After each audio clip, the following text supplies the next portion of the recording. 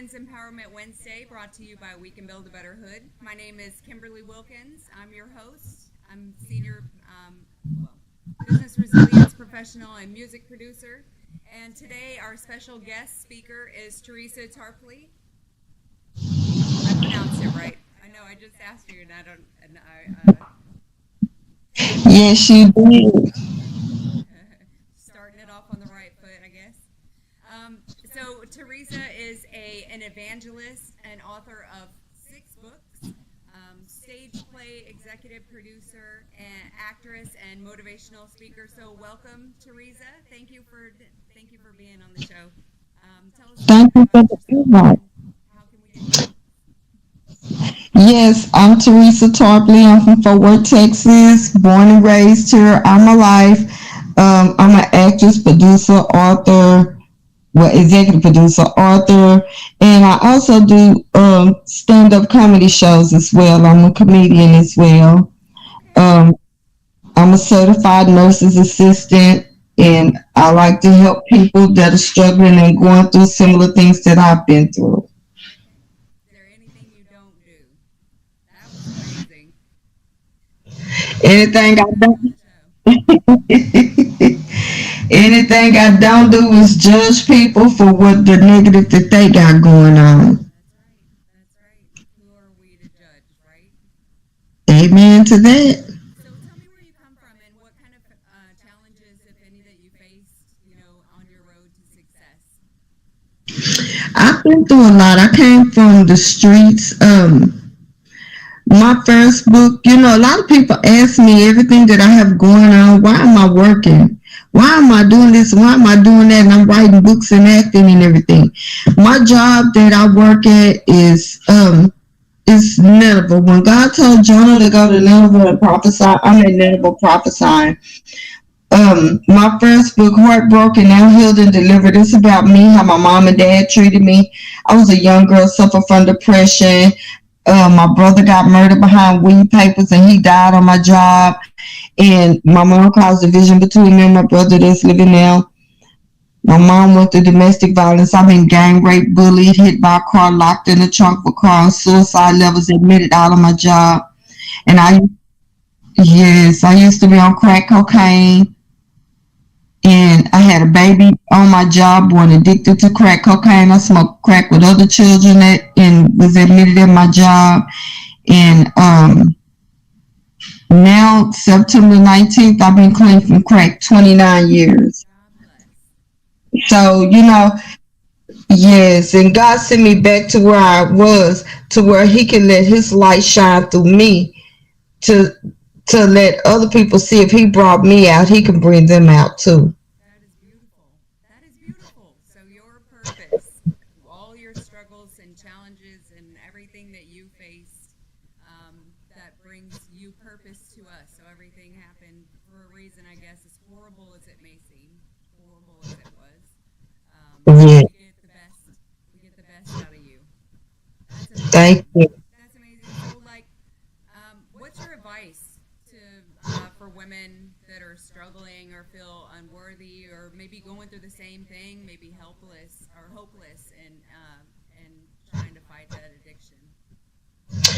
I can tell you this, one thing about it is that I learned is that you always continue to move forward and don't let nothing stop you from moving forward. Anytime you're doing something right, it's gonna always be a challenge. The devil is gonna always come at you and try to pull you back. He's not gonna mess with you when you're working for him, but when you think about doing something right, that's when he's gonna try to come at you. But you do not let the negativity continue to push you back, because the more you go back, the worse it'll get. That's right. It's like a woman trying to get out of a domestic violence marriage. And then she be like, well, I'm going to take him back. He working and he doing better. And the more you go back, the worse it'll get. And then you have to think about who you're affecting too. You're not just affecting you, you're affecting your kids and other people that love and care for you. All those that beneath the surface that you don't see, those are there are other things that are impacted by your choices and Yes. that's right. Yeah, because we can only see what's on the surface. We only know a little bit about what what Kimberly and Teresa are doing, we don't know what effect it's having on everybody else until we Yeah. really stop and look and see. And I'm a victim of domestic violence myself, and the tremendous impact that it had on my kids while I was in that relationship. It took a long time for me to forgive myself. It really did, because I thought what made me leave was the only thing that he hasn't done is hurt my kids. So what am I waiting for? And one thing I thought about is like when my mom, back in the day, people or women would always say, "Man don't beat you, he don't love you." Well, at least he paying my bills and stuff. When my mom had got married to a man that didn't like us, and she moved from the projects and moved into a 4-bedroom 2-bathroom house with a man, and you think everything was going to go good when it happened? No. They shared separate phone lines, separate refrigerators. It was a separate time to eat. If me and my mom didn't eat before dark, we couldn't eat. If we didn't bathe before dark, we couldn't bathe. And if she was to cook, if that man was to cook some beans in a pot, and one bean came up missing, my mom was going to get beat. And one thing I tried to do is I was always saying to myself, I'm gonna pay a man to love me. I pay him to love me, because that's how I felt. That's how I was, around a lot of prostitutes and stuff, and that's what they was doing, paying men to love them and stuff. And I wanted to pay somebody to be a dad to my kids, and I was like, shoot, I ain't gonna never leave my house to move in a house with a man and let him do my kids like that. That's the way I always felt, because the hurt and agony that I went through behind the choices that my mom made, and sometimes the Bible even say the love of money is the root of all evil. And I learned that you got to be careful of gifts that you receive, because if a person give you something that's a beautiful Christmas box and it's wrapped up in pretty paper and stuff, you don't know what's negative in that box. If somebody was to come and give me $1,000 right now, if I don't feel led to take it, I'm not going to take it, because there are a lot of spirits on gifts. Yeah. Skeptical. Be skeptical. Mm-hmm. And if you know it's not right, don't do it. I tell Indeed. my kids that all the time, and I'm like, I wish somebody would have told me that. If you gotta hide it, don't do it. If you know it's not right, don't do it. If you have to lie about it, don't do it. Right? Yeah.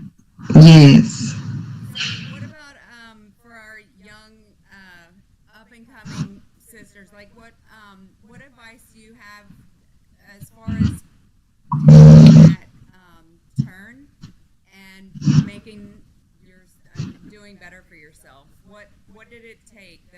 You have a lot of history, and you have a lot of turmoil and struggles. And how did you get yourself out of all of that?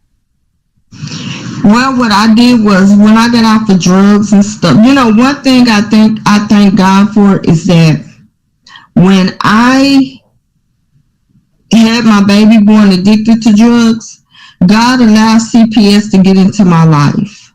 He really did. And they had tools and accesses for me to walk into the right direction. And when they got ready to close my case, I was like hurt. I didn't want them to close my case and stuff, because I was still was going through them drugs and everything, and still had them drugs and stuff in my system. And so then when they closed my case a couple of months later, my mom and my brother and his wife came to the dope house where I was at. And my mom was like, I know what you out here in these streets doing, but I wish you had enough respect to come home and get your kids on Sundays, because she wanted to go to church. And I went home and I cried, and I called this lady I met in Narcotics Anonymous. And she said, baby, if you really sincere about not getting high no more, she said, get down on your knees and pray and tell God you want to surrender, but you don't know how. And I said the prayer. And I went and enrolled in Beauty and Barber College. One rejected me, the other one let me in, and I just did that every day, Tuesday through Saturday. Then Monday through Saturday, I went to Narcotics Anonymous meetings. Then when I got clean for 30 days, when I was out there, didn't nobody want to get high with me. Didn't nobody call me. They was like, 30 days, Teresa, you want to get high? I just resisted them, no. 60 days. If you want to get high, no. 90 days. If you want to get high, no. And I continue to move forward. And then another thing I'm going to say is that even working in the nursing field, and I never realized that being a person think a person is in nursing homes due to their age. No. There are kids in nursing homes. There are kids with dementia. Excuse me.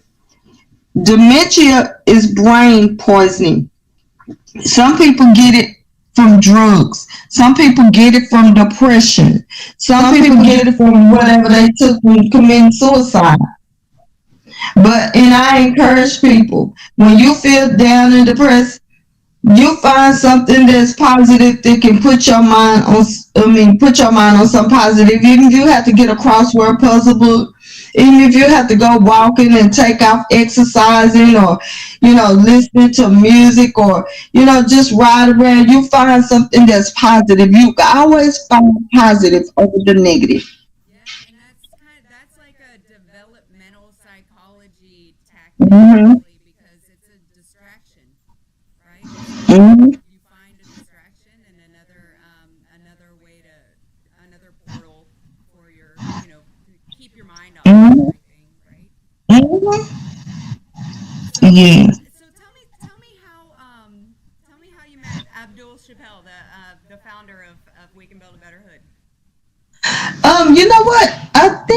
You know what? It's been so long ago. I really don't actually remember how we met and everything, but we always kind of stayed in contact with each other and stuff, and just pretty much talk like a brother or, a sister. He would check on me and I might check on him if I feel led to. So, yeah. Yeah, he's amazing like that, right? Mm-hmm. He's great. He's great. So, do you know about his transitional point program? His transitional program. So, and I don't know if you know about it, but I wanted to see what are your thoughts are. What your thoughts are about our ladies that are incarcerated, or what are we doing for them, and how do you think we can help prepare them for success, for their success? I think, one thing, that's something that I love to do anyway, because I host job fairs for people with and without criminal backgrounds. And I'm looking for some property because I have my nonprofit to open up a transitional home for women coming out of jail, prison, domestic violence, and homeless. That's beautiful. And, and so the thing I love about it is that you keep inspiring them, coach them how to be productive members of society, and I tell people all the time, I'd rather see you picking up cans or making $2 an hour than to going back to that selling drugs or getting money the wrong way, because there's more opportunities out there. And then another thing that I like to do is connect people with people that are teach them how to build a resume for job searches and stuff, teach them how to dress for interviews, and just be more productive, and put positive over the negative. And I think that is a brilliant idea. Even with homeless people, I like to help them too, because people don't know what makes a person homeless. Yeah. See, I was a homeowner in homeless. When I was a little girl, my brother got murdered behind weed papers, and I wanted to have a baby, and he left me a bunch of money. And when I couldn't get the money until I turned 18, when I turned 18, I got a house for me and my mom so she can come out that domestic violence marriage. And so then, we got into a fight because she wanted me to get an abortion. I didn't want to get no abortion. I wanted to have a baby and have a man that would love me and my kids. Yeah. The police came and kicked me and my kids out of my house, and we had to go stay in a homeless shelter for battered women. And we stayed in that homeless shelter for 1 week. After that week was up, the homeless shelter kicked me and my kids out. And then after that, we stayed in a dope house for a week, and then she let me and my kids come back there and stay. The Wow. moral to the story is, it's horrible in a lot of these shelters. Some of them, if a person's coming away from New York to get out of a domestic violence marriage just 1 second late, the shelter kick them out. Even with a lot of transition homes, there are people that are molesting the women in there. So, Yeah. I mean, it's a lot of different stuff, and they make people not want to go back into that aspect or nothing, you know. But with mine, that's none of that stuff is not gonna happen. Yeah. Yeah, it's so don't be quick to judge if you see someone homeless. It's not Mm-hmm. not necessarily because of decisions they made, or predicaments or situations that they've been put in. Mm-hmm. Well, let me know if you need clothes and stuff. I Okay. have a lot of like business clothes, business Okay. casual or work clothes. I will. Where exactly are you in? Are you in Fort Worth? Yes, I'm in forward. Yes. Yep. I'll even make the trip. Bring them. Okay. So next time you do something, let me know. So Okay. Will do. so just to kind of wrap it up, I want to talk about your book. So tell us the name of your books and where we can get them. My first book again is titled Heartbroken, Now Healed and Delivered. My second book is titled Why Y'all Treat Me So Bad. My third book is titled Mother of Inmates. My fourth book is titled Ain't No Future in the Back. My fifth book is titled Everything is Out in the Open, and my sixth book is titled Withdrawals. My books are all available on Amazon and Kindle. Wow, that's great. And it's Teresa Tarpley. Yes, correct. Great. So just wrapping it up, thank you, Teresa, so much for everything. I'm so glad that you're here and that you're in the position that you're in. And despite all of your challenges and struggles and everything, you're really making a difference. And I praise you for that. Thank you so much. So before we go, I talked to you about this before. What's your top three favorite female music artists?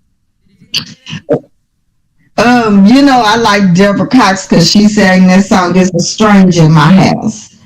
I love me some Mary J. Blige, because she tells the truth about a lot of songs that she sang. I really like that song she sang, "Good Morning Gorgeous." Okay.